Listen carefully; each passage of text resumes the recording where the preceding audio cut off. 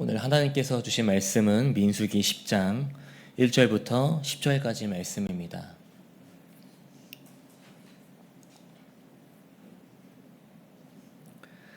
민수기 10장 1절부터 10절까지 말씀을 제가 봉독하겠습니다.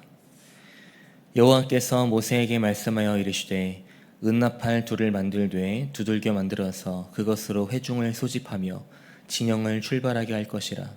나팔 두 개를 불 때에는 온 회중이 회막문 앞에 모여서 내게로 나아올 것이고 하나만 불 때에는 이스라엘의 천부장된 지휘관들이 모여서 내게로 나아올 것이며 너희가 그것을 크게 불 때에는 동쪽 진영들이 행진할 것이며 두 번째로 크게 불 때에는 남쪽 진영들이 행진할 것이라. 떠나려 할 때에는 나팔 소리를 크게 불 것이며 또 회중을 모을 때에도 나팔을 불 것이나 소리를 크게 내지 말며 그 나팔은 아론의 자손인 제사장들이 불지니 이는 너희 대대의 영원한 율례니라. 또 너희 땅에서 너희가 자기를 압박하는 대적을 치러 나갈 때에는 나팔을 크게 불지니 그리하면 너희 하나님 여호와가 너희를 기억하고 너희를 너희의 대적에게서 구원하시리라. 또 너희의 희락의 날과 너희가 정한 절기와 초하루에는 번제물을 드리고 화목제물을 드리며 나팔을 불라. 그로 말미암아 너희의 하나님이 너희를 기억하시리라. 나는 너희의 하나님 여호와이니라. 아멘. 오늘도 이 새벽에 거룩한 주님의 성전으로 나오신 우리 성도님들, 그리고 7시에 온라인으로 함께 하시는 우리 성도님들을 주님의 이름으로 환영하고 축복합니다. 2025년 1분기가 벌써 지나가고 4월을 맞이했습니다. 시간이 참 빠르죠. 특별히 4월 달에는 하나님께서 그 창조하신 자연 세계를 자세히 볼 수 있는 달이기도 합니다. 벚꽃뿐만 아니라 많은 꽃들이 피고 새싹이 자라나기도 하고요. 또 푸른 나무들도 볼 수 있죠. 바라는 것은 치열하고 좀 여유가 없는 것처럼 느껴지는 이 시대 속에서 그 하나님께서 만드신 그 창조 세계를 바라봄으로써 그 무엇보다 세밀한 하나님의 그 손길을 경험하는 저와 여러분이 되시기를 주님의 이름으로 축복합니다. 큰 도로에서 경찰들이 많은 차들을 통제하기 위해 어떤 도구를 사용할까요? 아마 운전을 하시거나 길을 걸으시다가 보면서 아실 텐데요. 호루라기를 이제 사용해서 그 복잡한 도로의 그 질서를 유지하고 통제를 하게 됩니다. 그리고 군대에서도요, 훈련소에서 조교들을 보면 필수적으로 갖고 있는 게 호루라기죠. 마찬가지로 이제 몇백 명, 몇천 명이나 되는 훈련생들을 통제하고 질서 있게 이동하기 위한 수단으로 이용한다는 거죠. 오늘 본문에서도요, 하나님께서 이스라엘 백성들을 통제하시고 질서 있게 이동하기 위한 수단으로 모세를 향해서 은나팔을 만들라고 말씀하십니다. 은나팔의 제작과 사용법, 또 용도에 관한 오늘 본문을 통하여서 그 속에 담겨있는 하나님의 뜻은 무엇인지 깨닫는 귀한 시간이 되시기를 바랍니다. 지금까지 민수기 말씀을 살펴보면서 아시겠지만 1장부터 9장까지는 하나님과 언약을 맺은 이스라엘 백성들이 가나안 땅으로 출발하기 전에 준비하는 내용들이 기록되어 있었습니다. 지파별로 싸움에 나갈 만한 사람들의 숫자를 세게 하셨고 행진하는 순서와 진 배치하는 순서를 정해 주셨고요. 또 성막에서도 아무렇게나 일하는 게 아니라 해야 할 일들에 대해서 분배해 주셨습니다. 그리고 성막에서 봉사할 레위인들도 하나님께 드림으로 구별하고 철저하게 준비하며 훈련함으로 하나님의 백성으로 반듯한 모습으로 갖추게 하셨죠. 그리고 오늘 본문에서 드디어 가나안을 향해 행진하기 위한 마지막 준비 과정이 등장하게 되는 겁니다. 그런데요, 이스라엘 백성들의 인원수가 몇 명이었죠? 몇십 명, 몇백 명 정도가 아니라 약 200만 명이 넘는 인원이었습니다. 그래서 이 수많은 인원을 이끌고 가나안을 향해 행진해야 하는데 모세 한 사람의 그 통제력으로는 거의 불가능했던 거죠. 즉 수많은 이스라엘 백성들을 통제하기 위해서 어떤 도구가 필요했다라는 겁니다. 그 도구가 바로 오늘 본문에 등장하는 은나팔인데요. 본문 2절과 9절 말씀을 보시면 하나님께서 모세에게 은나팔을 만들라고 명령하신 후에 크게 이제 4가지 목적을 말씀하십니다. 첫 번째는 이스라엘 백성을 소집할 때, 두 번째는 이스라엘 백성들이 행진할 때, 그리고 세 번째는 전쟁에 나갈 때, 마지막 네 번째는 절기가 찾아올 때 은나팔을 쓸 거라는 것을 말씀하세요.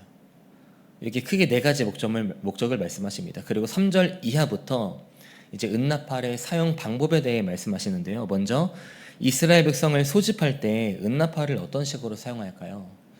3절과 4절 말씀을 보시기 바랍니다. 나팔 두 개를 불 때에는 온 회중이 회막문 앞에 모여서 네 개로 나아올 것이요. 하나만 불 때에는 이스라엘의 천부장된 지휘관들이 모여서 네 개로 나아올 것이며, 하나님께서 은나팔을 두 개 만들라고 하셨습니다.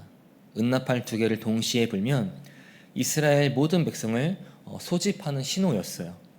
그리고 은나팔 하나만 불면 이제 천부장 계급의 지휘관들이 소집하는 신호였습니다. 즉 각 지파의 지도자들을 말하는 거죠.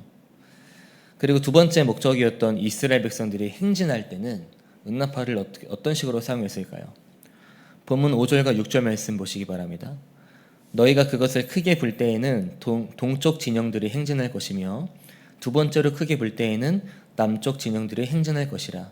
떠나려 할 때에는 나팔 소리를 크게 불 것이며, 이 말씀을 원문 자체로 보면요, 은나팔이 어떤 상태로 불렸는지 정확히 알 수는 없습니다. 하지만 이 말씀에서 크게라는 표현의 원어인 테루아라는 단어의 의미를 보면요, 아마도 짧게 끊어서 연속적으로 큰 소리로 불었다라는 것을 알 수 있어요.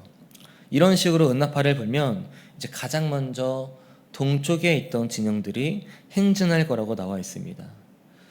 여러분, 그 성막을 중심으로 동쪽에 진을 치고 있던 지파는 과연 어떤 지파였을까요? 민수기 2장 3절부터 9절까지 말씀을 보면 동쪽 편에 어떤 지파가 진을 쳤는지 나와 있는데요. 바로 유다 지파와 이사갈 지파 그리고 스불론 지파였습니다.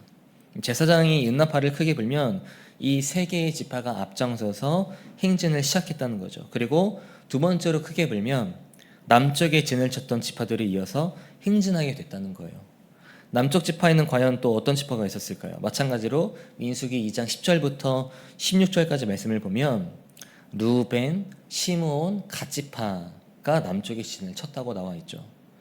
즉 두 번째로 온 은나팔 소리가 크게 불리면 동쪽에 있던 지파들에 이어서 루벤, 시므온, 갓 지파가 행진했다라는 겁니다.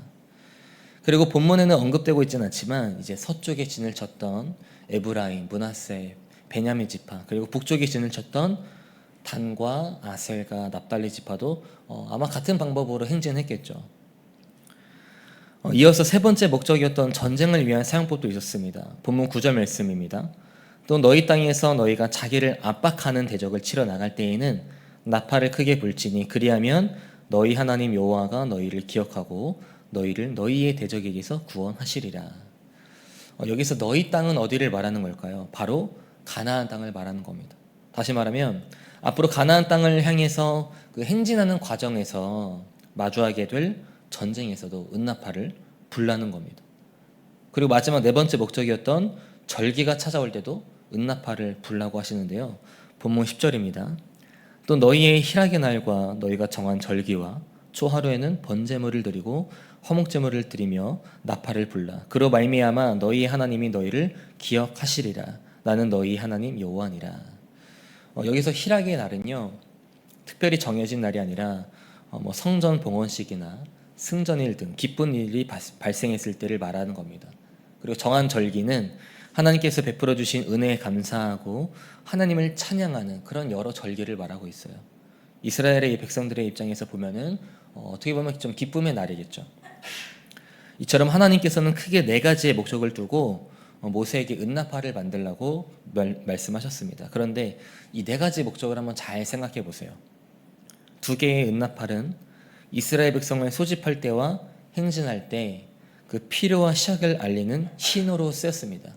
겉으로 보기에는 제사장들이 은나팔을 불고 모세를 중심으로 각 지파의 지도자들과 함께 200만 명이나 되는 이스라엘 백성들을 굉장히 안전하고 질서 있게 인도하기 위한 것처럼 보이지만 그 속에는 이스라엘 백성들을 향한 하나님의 그 다스림이 있었다라는 거예요. 그리고 전쟁을 위해 은나팔을 불라고 말씀하신 것과 희락의 날, 또 여러 절기에 은나팔을 불라고 말씀하신 것도 마찬가지라는 겁니다.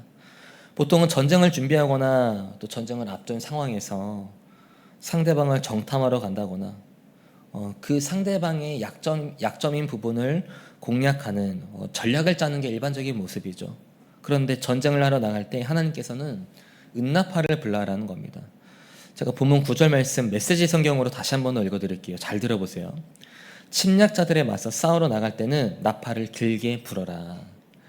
여러분, 하나님께서 침략자들에 맞서 싸우러 나갈 때는 이런 전략이 필요하고 이런 무기들이 필요하다라고 말씀하신 게 아닙니다. 은나팔을 불라고 하신 이유는요, 하나님의 다스림 속에 있었던 이스라엘 백성들이 이미 그 전쟁에서 승리라는 것이 약속되어 있기 때문에 은나팔을 불라고 하셨다라는 거예요. 여러분, 본문 9절 하반절에 뭐라고 나와 있습니까? 그로 말미암아 너희의 하나님이 너희를 기억하시리라. 나는 너희의 하나님 여호와니라. 그로 말미암아 당신의 다스림 속에 있는 이스라엘 백성들의 은나팔을 부는 행동을 보시고 하나님께서 그 백성을 기억하신다라는 겁니다. 무슨 말일까요? 하나님의 다스림 속에 있는 이스라엘 백성들은요, 전쟁을 마주하든 앞으로 어떤 상황을 마주하든 두려워할 필요가 없다라는 거죠. 사무엘상 17장 47절에서 다윗이 골리앗을 앞에 두고 이렇게 선포했습니다. 또 여호와의 구원하심이 칼과 창에 있지 아니함을 이 무리에게 알게 하리라. 전쟁은 여호와께 속한 것인즉 그가 너희를 우리 손에 넘기시리라. 여러분, 다윗이 고백했던 것처럼 전쟁은 하나님께 속한 것이죠. 그리고 이스라엘 백성들은 하나님의 다스림 속에 있는 백성이었습니다. 이때 이스라엘 백성들이 가나안을 향해서 행진할 때 해야 할 것은 다른 게 아니었고요. 우리는 하나님의 다스림 속에 있는 자녀다라는 사실을 확신하고 순종하면 됐다라는 거예요. 은나팔을 불 때마다 변치 않는 그 사실을 기억하고 확신하고 순종하는 삶. 바로 이런 삶이 이스라엘 백성들에게 필요했고요. 하나님께서도 그런 모습을 원하셨다라는 겁니다. 여러분, 우리의 삶이 그리고 나의 삶이 정말 하나님의 다스림 속에 있다는 것을 확신하시나요? 이스라엘 백성들이 가나안 땅을 향해서 앞으로 나아갔던 과정을 한번 생각을 해보세요. 순탄치만은 않았습니다. 전쟁도 많이 했고요. 여러 방면에서 힘들었던 순간들도 많았습니다. 그래서 어쩌면 이스라엘 백성들 입장에서는 가나안을 향해 행진하는 과정을 보고 그 자체가 지금 우리가 마주한 상황이 썩 좋지만은 않은 상황인데 왜 하나님은 앞으로 나아가라고 하시는 걸까? 멈춰야 하진 않을까? 이런 생각을 했을 수도 있겠죠. 전쟁을 할 거라는 상황에 대해서 수용하고 받아들일 수 있는 사람이 얼마나 있겠습니까? 우리의 삶도 마찬가지죠. 우리가 앞으로 어떤 상황을 마주할지 모르겠지만 인간의 기준으로는 또 내 기준으로는 분명 그 상황에서 멈추는 게 맞거든요. 하지만 하나님께서는 그럼에도 불구하고 가라고 하실 때가 있습니다. 과연 왜 그러신 걸까요? 바로 이스라엘 백성들을 향한 약속된 승리가 있는 것처럼 우리의 삶 속에도 승리가 있기 때문이라는 거예요. 내 기준으로는 멈추는 것이 맞는 것처럼 보여도요, 우리의 삶 자체가 하나님의 다스림 속에 있는 것이기 때문에 하나님께서는 앞으로 나아가라고 행진하라고 하시는 겁니다. 왜냐하면 그 말씀 속에는 이미 우리를 향한 승리를 준비해 두셨기 때문에 그렇다는 거예요. 우리는 그 말씀을 확신하고 나는 하나님의 다스림 속에 있는 자녀구나, 순종하는 삶을 살아가면 되는 거죠. 그게 하나님의 다스림 속에 살아가는 참된 그리스도인의 모습이라는 겁니다. 바라는 것은요, 우리의 삶이 그리고 나의 삶이 하나님의 다스림 속에 있다는 것을 확신하시길 바랍니다. 하나님의 다스림이 있기 때문에 하나님의 자녀인 우리는 고난과 절망 속에서도 그리고 앞으로 나아갈 수 있게 되는 겁니다. 이 사실을 항상 기억하셔서 언제나 하나님의 다스림 속에 살아가는 저와 여러분이 되시기를 주님의 이름으로 축복합니다. 말씀을 정리하겠습니다. 아까 불렀던 찬송가 449장 그 가사를 보면 1절 가사가 이렇습니다. 예수 따라가며 복음 순종하면 우리 행할 길 환하겠네. 의지하고 순종하는 길은 예수 안에 즐겁고 복된 길이로다. 여러분, 우리가 바라봐야 할 것은 세상에서 말하는 어떤 이익이나 또 나에게 만족이 되는 것들이 아닙니다. 바로 우리의 삶을 다스리시는 하나님 한 분을 바라봐야 되죠. 그 하나님을 바라보고 따랐을 때 우리의 길이 어떻게 된다고 나와 있죠? 환해진다는 거예요. 그리고 그런 하나님을 순종하고 의지하는 우리의 길이 즐거운 길이 될 것이고 복된 길이 될 것이라고 말하고 있습니다. 사랑하는 여러분, 우리가 살아가는 이 시대 속에서 하나님의 다스림을 통해 우리가 내딛는 그 발걸음마다 그 길이 환해지고 즐거워지고 복된 길이 되기를 바랍니다. 그래서 나 한 사람을 통하여서 그 하나님의 놀라운 사랑이 전해지고 또 우리 모두가 하나님의 다스림 속에 살아가는 것을 경험하는 저와 여러분이 되시기를 주님의 이름으로 간절히 축복합니다. 기도하겠습니다. 은혜가 많으신 하나님, 우리는 지금 사순절을 보내고 있습니다. 이 절기에 우리의 삶이 과연 무엇으로 다스림을 받고 있는지 다시 한 번 더 점검하고 살펴봤습니다. 은나팔을 통해 이스라엘 백성들을 인도하시고 다스려 주신 것처럼 우리의 삶 자체가 하나님의 다스림 속에 있다는 것을 확신할 수 있도록 붙잡아 주시옵소서. 나의 삶이 하나님의 다스림 속에 있기 때문에 앞으로 어떤 상황을 맞아더라도 두려움과 절망이 아니라, 불안함이 아니라 우리가 내딛는 발걸음 자체가 기대될 수 있도록 함께하여 주시옵소서. 이 시간 우리 수표교회를 위해서 기도합니다. 이 땅에 우리 교회를 세워주시고 116년이라는 시간 동안 지켜주심에 감사합니다. 우리 교회가 이 지역과 사회 그리고 열방을 향해서 주님의 대위임령을 순종하여 선교적 교회로서 쓰임받을 수 있도록 인도하여 주시옵소서. 또한 김진호 담임 목사님과도 함께 하셔서 많은 복개 사역을 감당하실 때 지치지 않도록 새 힘을 주시고 언제나 성령 충만함으로 주신 사명들을 감당하실 수 있도록 붙잡아 주시옵소서. 다음 세대를 위해 기도합니다. 영유 유치부부터 청년부까지 모든 예배 속에 하나님의 인자하심을 경험하는 다음 세대가 되기를 원합니다. 예배를 통해 하나님의 사랑을 경험하게 하시고 우리의 삶이 하나님의 다스림 속에 있기 때문에 앞으로 이들의 미래가 기대와 희망으로 흘러넘칠 수 있도록 역사하여 주시옵소서. 우리 교회 안나선교회, 모세선교회 등 신앙에 선배되는 성도님들이 있습니다. 특별히 새벽, 아침, 저녁으로 일교차가 큰 날씨입니다. 이 환절기에 아프지 않도록 건강을 지켜주시고 하나님을 향해 감사의 고백에 넘쳐나는 우리 성도님들이 될 수 있도록 함께하여 주시옵소서. 또한 열심으로 땀 흘리며 헌신하는 청장년 선교연들이 있습니다. 어디를 가든지 선한 영향력을 끼칠 수 있도록 붙잡아 주시고 하나님께 쓰임받는 일꾼 될 수 있도록 인도하여 주시옵소서. 아프신 어느 분들에게도 하나님의 전능하신 팔로 안아주셔서 건강이 회복될 수 있도록 함께하여 주시옵소서. 이 시간 귀한 예물 들었습니다. 이 예물들이 하나님 보시기에 귀하고 아름다운 것에 쓸 수 있도록 인도하여 주시고 오늘 하루 동안에도 하나님의 다스림 속에 살아가고 있다는 것을 확신하여 언제나 하나님을 경배하는 귀한 하루가 될 수 있도록 기름을 부어 주시옵소서. 감사드리며 우리의 소망 되시고 구원자 되신 예수 그리스도 이름으로 기도드립니다. 아멘. 하늘에 계신 우리 아버지여, 이름이 거룩히 여김을 받으시오며 나라가 임하시오며 뜻이 하늘에서 이루어진 것 같이 땅에서도 이루어지이다. 오늘 우리에게 일용할 양식을 주시옵고 우리가 우리에게 죄 지은 자를 사하여 준 것 같이 우리 죄를 사하여 주시옵고 우리를 시험에 들게 하지 마시옵고 다만 악에서 구하시옵소서. 나라와 권세와 영광이 아버지께 영원히 있사옵나이다. 아멘.